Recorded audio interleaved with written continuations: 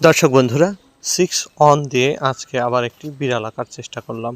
এভাবে প্রথমে একটা 6 দিয়ে সামনে অন, তার উপরে এরকম একটা গোল দিয়ে বিড়ালের মাথা এঁকে দিব এবং সেখানে এঁকে দিতে হবে এভাবে কান। সুন্দর করে দুটো কান এঁকে দেওয়ার পরে বিড়ালের চোখে এঁকে দিতে হবে। চোখের মাঝখানে আমরা একটু হাইলাইট পয়েন্ট রাখবো।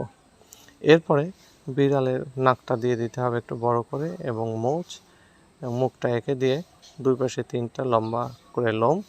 এরপরে বিড়ালের পেছনের পা এবং সামনের পা এভাবে এঁকে দিয়ে পেটের লাইন দিতে হবে। সামনে আরেকটা পাও আমরা এভাবে এঁকে দিলাম এবং পরে সুন্দর করে লেজ এঁকে দিয়ে পেছনের পায়ের আরেকটা অংশ এঁকে দিয়ে বিড়ালের গায়ে যে কালো কালো দাগ থাকে সেই দাগগুলো দিয়ে দিতে হবে। আমি মাথায় 3টা দিলাম, পিঠেও এরকম 3টা দাগ দিয়ে ভরাট করে দিচ্ছি। এরপরে বিড়ালের সামনের পায়ের সঙ্গে